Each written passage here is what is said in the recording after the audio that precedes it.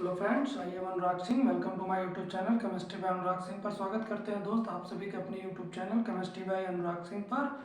UP board exam को देखते हुए क्विक रिवीजन केमिस्ट्री का ये क्लास चल रहा है, जिसमें हम लोग अब पहुंच चुके हैं केमिस्ट्री के चौथे चैप्टर पर, जो कि नाम आपका है तत्वों का वर्गीकरण एवं आवर्ती गुणधर्म। और इस चैप्टर का यह पहला एपिसोड होगा और इस पहले एपिसोड में भी आपको आवर्त सारणी में स्थान देने वाले वैज्ञानिकों के नियम या उनके कमियां या उनके लाभ या उनके हानियां ये पूछे जाते हैं। तो इन प्रश्नों के जवाब के साथ इस श्रृंखला में उपस्थित हुए हैं, जिनमें सबसे पहला टॉपिक और सबसे पहला प्रश्न क्या है, डोबे-राइनर का त्रिक सिद्धांत बताइए तथा इनकी कमियों का उल्लेख कीजिए। तो डोबे-राइनर का त्रिक सिद्धांत क्या है? तो सबसे पहला तो ये हो गया कि डोबे-राइनर के त्रिक सिद्धांत में दो चीजें आ गई, डोबे-राइनर और त्रिक।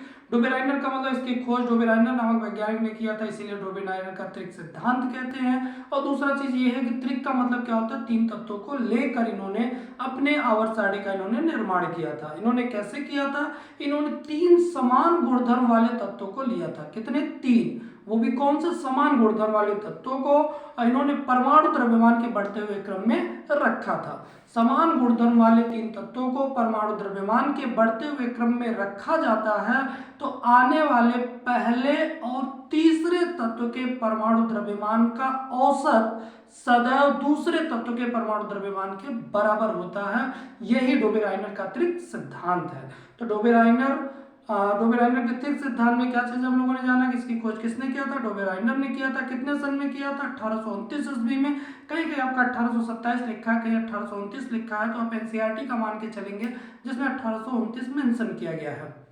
इसके बाद इन्होंने अपने आवर्त सारणी का निर्माण कितने तत्वों को लेकर किया था? तीन तत्वों को लेकर किया था। वो भी किस प्रकार के? समान गुणधर्म वाले तत्वों को लेकर। उन्होंने किया क्या?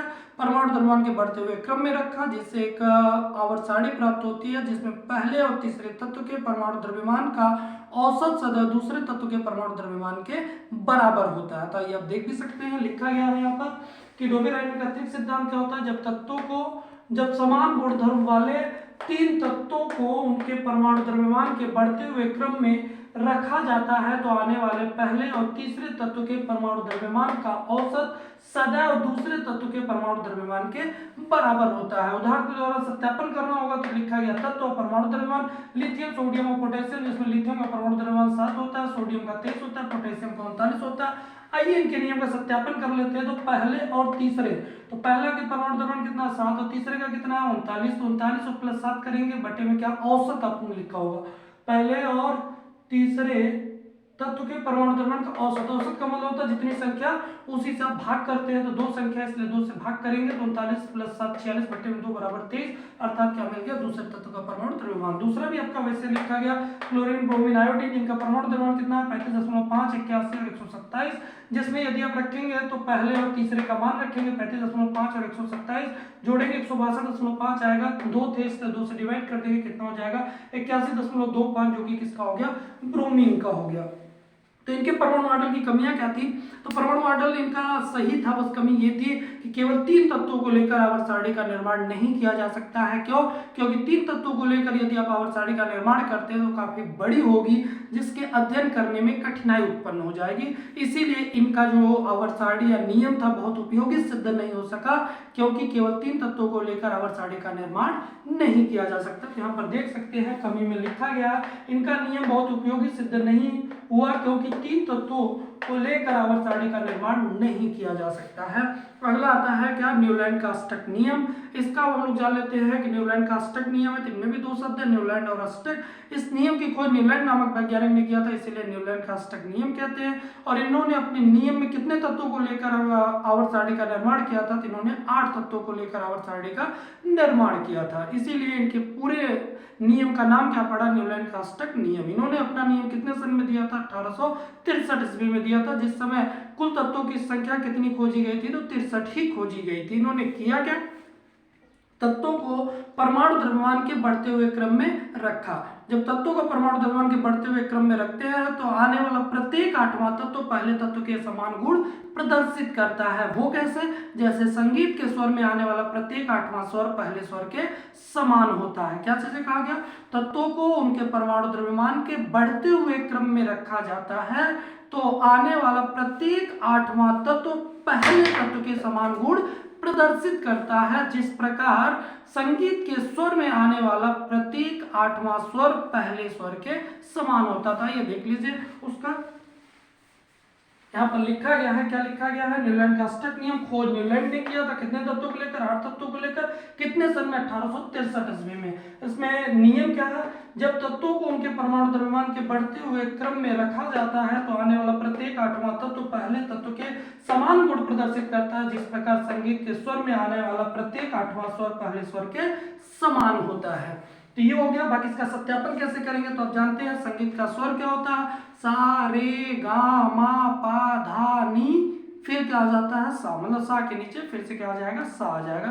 तो यहाँ पर देख सकते हैं तो संगीत का स्वर क्या है? सा रे गा मा पा धा नी, फिर क्या हो जाएगा? सा के नीचे सा आ जाएगा। अब क्या करेंगे? तत्वों को भी इसी प्रकार से रखेंगे। तो उन्होंने रखा lithium, beryllium, boron, carbon, nitrogen, oxygen और फ्लोरीन। परमाणु द्रव्यमान देख सकते हैं 7, 9, 11, 12, 14, 16, 19 अर्थात परमाणु द्रव्यमान के बढ़ते हुए क्रम में रखा गया। जब रखा गया तो गिन सकते हैं 1, 2, 3, 4, 5, 6 और 7। 7 के बाद आठवां तत्व पहले तत्व के समान होगा। यहाँ पर आप देख सकते हैं आने वाला प्रत्येक आठवां तत्व पहले तत्व के समान गुण प्रदर्शित करता है अर्थात आठवां तत्व पहले तत्व के नीचे लिखा जाएगा। तो लिथियम के नीचे क्या लिखा जाएगा? सोडियम। और गिन भी सकते हैं यही सा के नीचे सा आ गया। इसी आधार पर इन्होंने अपने आवर्त सारणी का निर्माण किया था। लेकिन इनका भी आवर्त सारणी बहुत उपयोगी सिद्ध नहीं हो सका। क्यों?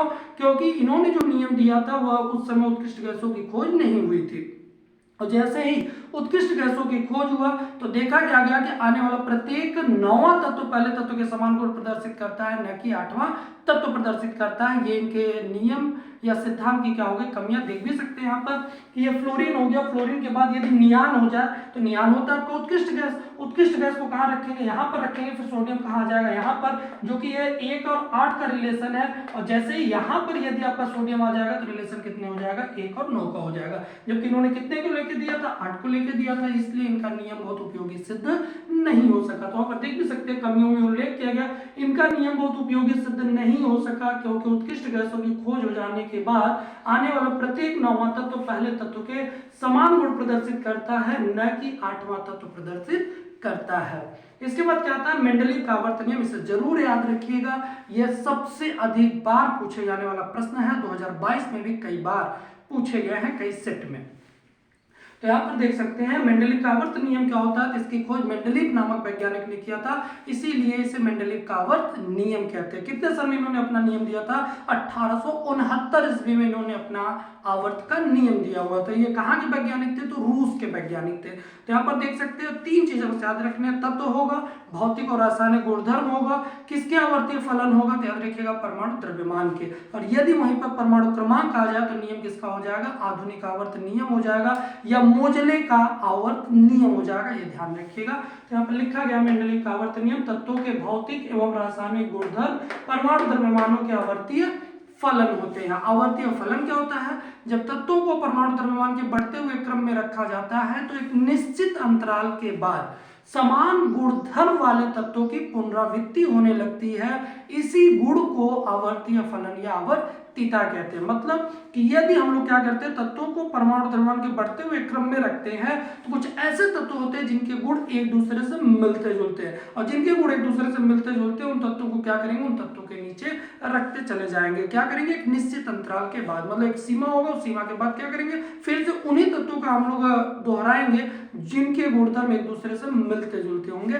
तो इसी गुणधर्म को हम क्या कहते हैं? आवर्तीय फलन या आवर्तीयता कहते हैं। तो ये चीजें ध्यान रखिएगा। फिर इसके बाद क्या जाता है? मेंडलीव की आवर्त सारणी।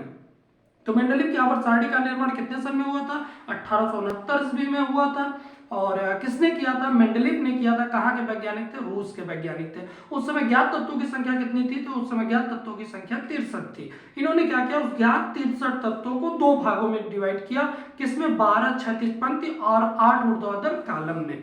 63 तत्व को कितने में 12 क्षैतिज पंक्ति और 8 ऊर्ध्वाधर कॉलम में विभाजित किया, जिसमें 12 क्षैतिज पंक्ति को इन्होंने क्या कर दिया 7 श्रेणियों में विभाजित कर दिया, जहां श्रेणियों को क्या कहते हैं आवर्त कहते हैं। इसलिए मेंडलीव की आवर्त सारणी में कुल आवर्तों की संख्या कितनी होती है 7 होती है, और कुल वर्गों की संख्या कितनी होती है तो याद रखिएगा 8 होती है। अभी इसके आगे और जवाब आपको मिल जाएगा, क्योंकि इन्होंने पहले किसमें विभाजित किया था 12 क्षैतिज पंक्ति और 8 ऊर्ध्वाधर कॉलम में। तो 12 क्षैतिज पंक्ति को 7 श्रेणी में विभाजित किया, जहां श्रेणी को आवर्त कहते हैं, इसलिए कुल आवर्तों की संख्या कितनी हो जाती है 7 हो जाती है। और ऊर्ध्वाधर कॉलम को क्या कहते हैं वर्ग, समूह, कुल या परिवार कहते हैं, इसलिए कुल वर्गों की संख्या कितनी हो जाती है 8 हो जाती है। इन्होंने अपनी आवर्त सारणी में उत्कृष्ट गैस, लिंथेनाइट्स और एक्टिनाइट्स को कोई स्थान नहीं दिया था, लेकिन जैसे ही उत्कृष्ट गैसों की खोज हुआ इन्होंने क्या किया अपने आवर्त सारणी में संशोधन कर लिया, क्योंकि मेंडलीव जो थे वो एक बहुत ही चतुर वैज्ञानिक थे, चालाक वैज्ञानिक थे, और इनका भी आवर्त सारणी असफल हो जाता तो असफल ना हो इस कारण से इन्होंने क्या किया अपने आवर्त सारणी में संशोधन कर दिया। और संशोधन करने के बाद इन्होंने क्या किया उत्कृष्ट गैसों को एक नए वर्ग में रखा, अर्थात जो वर्ग इन्होंने बनाया था उसमें इन्होंने कोई संशोधन नहीं किया, एक नया वर्ग बनाया और उस नए वर्ग में किसको रखा उत्कृष्ट गैसों को रखा। तो जिस नए वर्ग में उत्कृष्ट गैसों को इन्होंने रखा था उसको इन्होंने क्या नाम दिया शून्य वर्ग नाम दिया। तो उत्कृष्ट गैसों की संख्या कितनी थी 6 थी। तो टोटल तत्वों की संख्या कितनी हो जाती है 69 हो जाती है, कुल वर्गों की संख्या कितनी हो जाती है 9 हो जाती है। और प्राप्त आवर्त सारणी को क्या कहते हैं मेंडलीव की संशोधित आवर्त सारणी, क्योंकि आप अभी पिछले भी आपने परिभाषा में देखा, सिद्धांत में देखा कि न्यूलैंड का जो नियम या सिद्धांत असफल हुआ था वो किसके कारण असफल हुआ था उत्कृष्ट गैसों के कारण असफल हुआ था। ठीक वही घटना मेंडलीव के साथ भी होने वाला था, लेकिन मेंडलीव ने अपने आवर्त सारणी में संशोधन किया और उत्कृष्ट गैस को एक नए वर्ग में रखा, जिस नए वर्ग में रखा उसे शून्य वर्ग कहते हैं। और कुल तत्वों की संख्या 69 हो जाती है, कुल वर्गों की संख्या 9 हो जाती है, और प्राप्त आवर्त सारणी को मेंडलीव की संशोधित आवर्त सारणी कहते हैं। तो यहाँ पर देख सकते हैं कि इस आवर्त सारणी का निर्माण सन 1869 ईस्वी में रूसी वैज्ञानिक, ध्यान रखिएगा रूसी का मतलब रूसी नहीं बल्कि ये रूस के वैज्ञानिक थे, रूसी वैज्ञानिक मेंडलीव ने ज्ञात 63 तत्वों को इन्होंने 12 क्षैतिज पंक्ति व 8 ऊर्ध्वाधर कॉलम में रखा, जहां 12 क्षैतिज पंक्ति को 7 श्रेणियों में विभाजित कर दिया, जिसे आवर्त कहते हैं। किसको श्रेणी को, तो कुल आवर्तों की संख्या कितनी होगी 7, तथा ऊर्ध्वाधर कॉलम को वर्ग कहते हैं। इन्होंने अपने आवर्त सारणी में उत्कृष्ट, क्या याद रखिएगा लिख दिया गया है, क्या हो जाएगा उत्कृष्ट गैस और क्या हो जाएगा लिंथेनाइट्स और एक्टिनाइट्स को कोई स्थान नहीं दिया। लेकिन उत्कृष्ट गैसों की खोज हो जाने के बाद, उत्कृष्ट गैसों की खोज हो जाने के बाद इन्होंने अपने आवर्त सारणी में संशोधन कर उत्कृष्ट गैसों को एक नए वर्ग में रखा, जिसे शून्य वर्ग कहते हैं। अब कुल तत्वों की संख्या 69, कुल वर्गों की संख्या 9 हो जाती है, तथा प्राप्त आवर्त सारणी को मेंडलीव की संशोधित आवर्त सारणी कहते हैं। अगला प्रश्न आया हुआ है कि आवर्त सारणी की विशेषता बताइए। मेंडलीव की आवर्त सारणी की विशेषता पूछे, लाभ पूछे तो फायदे पूछे तो याद रखिएगा यही आप लिखिएगा, क्या लिखा गया मेंडलीव की आवर्त सारणी के लाभ क्या है। तो पहला हो गया तत्वों के गुणों के अध्ययन करने में सरलता, दूसरा क्या हो गया नए तत्वों की खोज करने में आसानी, तीसरा क्या हो गया अनुसंधान कार्यों में सहायता, और चौथा क्या हो गया परमाणु भार का ज्ञान हो गया। यदि मेंडलीव की आवर्त सारणी की हानियां पूछे जाए, कमियां पूछे जाए या दोष पूछे जाए तब ये लिखिएगा, जिनमें क्या होता है कि मेंडलीव की आवर्त सारणी के जो दोष थे इन्होंने अपनी आवर्त सारणी में हाइड्रोजन के लिए कोई निश्चित स्थान नहीं रखा था। इसका मतलब कि हाइड्रोजन जो होता है वो पहले वर्ग में भी आता है और 7वें वर्ग में भी आता है। तो हाइड्रोजन के लिए आवर्त सारणी में एक स्थान होना चाहिए था, लेकिन कितने स्थान हो गए 2, इसलिए आवर्त सारणी में हाइड्रोजन का कोई निश्चित स्थान नहीं है। ये क्या हो गई मेंडलीव की आवर्त सारणी की कमी हो गई। दूसरा क्या था इन्होंने अपनी आवर्त सारणी में लिंथेनाइट्स को कोई स्थान नहीं दिया था, इन्होंने अपनी आवर्त सारणी में एक्टिनाइट्स को कोई स्थान नहीं दिया था, इन्होंने अपनी आवर्त सारणी में समस्थानिकों को कोई स्थान नहीं दिया था, इन्होंने अपनी आवर्त सारणी में संभारिकों को कोई स्थान नहीं दिया था। तो यहाँ पर अगला प्रश्न हो जाता है कि समस्थानिक किसे कहते हैं। तो समस्थानिक किसे कहते हैं तो वो ध्यान रखिएगा वे तत्व या वे परमाणु जिनके परमाणु क्रमांक समान होते हैं परंतु परमाणु भार अलग अलग होते हैं, उन्हें हम लोग समस्थानिक कहते हैं। जैसे समस्थानिक उदाहरण में देख सकते हैं आपके हाइड्रोजन के कितने समस्थानिक होते हैं, तो 3 होते हैं, जिनका नाम क्या होता है प्रोटियम, ड्यूटेरियम और ट्राइटियम होता है, जिनका प्रतीक क्या होता है 1H1 होता है, 1H2 होता है और 1H3 होता है। इसी प्रकार से संभारिक क्या होता है, तो वे तत्व जिनके परमाणु क्रमांक अलग अलग हो परंतु परमाणु भार समान हो उन्हें हम लोग क्या कहते हैं, संभारिक कह सकते हैं। जैसा शब्द से भी स्पष्ट है, समस्थानिक। समस्थानिक का मतलब होता है परमाणु क्रमांक। जिन तत्वों के परमाणु क्रमांक समान हो परमाणु भार अलग हो उन्हें समस्थानिक कहते हैं। समभारिक का मतलब क्या होता है, सम मतलब समान, भारिक का मतलब परमाणु भार। जिन तत्वों के परमाणु भार समान होंगे उनके परमाणु क्रमांक अलग होंगे, तो जिनके परमाणु क्रमांक अलग हो परमाणु भार समान हो ऐसे तत्वों को हम लोग क्या कहते हैं, संभारिक कहते हैं। जैसे संभारिक में कौन आता है, तो 18 आर्गन 40 होता है और 19 पोटेशियम 40 होता है या 20 कैल्शियम 40 होता है। तो यह क्रम से उदाहरण किसके हो गए, संभारिक के हो गए। लेंथेनाइट्स और एक्टिनाइट्स किस में आते हैं, तो याद रखिएगा लेंथेनाइट्स और एक्टिनाइट्स किस में आते हैं, यह ब्लैक के तत्वों में आते हैं। जिनमें लेंथेनाइट्स कहां से कहां तक होता है, परमाणु क्रमांक 57 से 71 तक लेंथेनाइट्स होते हैं और परमाणु क्रमांक 90 से 103 तक जो होते हैं वो आपके एक्टिनाइट्स होते हैं, जो कि अभी तक आज तक के समय तक आवर्त सारणी में लेंथेनाइट्स और एक्टिनाइट्स को कोई स्थान नहीं मिला है। साथ ही साथ आवर्त सारणी में हाइड्रोजन के लिए भी कोई निश्चित स्थान नहीं है। तो चाहे मेंडलीव की आवर्त सारणी की कमी पूछे, चाहे मोजले की आवर्त सारणी की कमी पूछे, चाहे आधुनिक आवर्त सारणी की कमी पूछे, चाहे दीर्घाकार आवर्त सारणी की कमी पूछे, तो 3 कमी आप लिख सकते हैं जिनमें क्या होगा, आवर्त सारणी में हाइड्रोजन के लिए कोई निश्चित स्थान का न होना, दूसरा लेंथेनाइट्स तत्वों को आवर्त सारणी से बाहर रखना, एक्टिनाइट्स तत्वों को आवर्त सारणी से बाहर रखना या एफ ब्लॉक के तत्वों को आवर्त सारणी से बाहर रखना। तो आज के लिए इस वीडियो में आपको इतना ही। हम लोग मिलते हैं नेक्स्ट वीडियो में तत्वों के वर्गीकरण एवं आवर्तीय गुणधर्म के एपिसोड 2 में। एपिसोड 1 सबसे इंपॉर्टेंट है, इसके बाद एपिसोड 2 भी आपका जो कि शुरू होने वाला है, तो वह शुरू किससे होगा, आधुनिक आवर्त नियम से। आधुनिक आवर्त नियम के ठीक बाद हम लोग पढ़ेंगे उसकी विशेषता अर्थात आवर्त और वर्ग की विशेषता, लाभ और कमियां। हो सकता है कि संभावित आवर्त वर्ग कैसे निकाला जाता है इसके बारे में भी हम लोग पढ़ लेंगे। यदि यहाँ तक पढ़ लेते हैं तो इसके बाद अगला वीडियो जो होगा वह परमाणु त्रिज्या, आयनिक त्रिज्या, आयनन ऊर्जा और इलेक्ट्रॉन बंधुता पर होगा। लास्ट क्या होगा, विद्युत ऋणात्मकता, धात्विक अधात्विक गुण और ऑक्साइडों की प्रकृति होगी और इसी पे पूरा आपका चैप्टर कंप्लीट हो जाएगा। इसके बाद हम लोग पहुंच जाएंगे किस पे, लास्ट वाले चैप्टर पर, और लास्ट वाले चैप्टर का नाम क्या है, कार्बन व उसके यौगिक। तो आज के वीडियो में आपको इतना ही।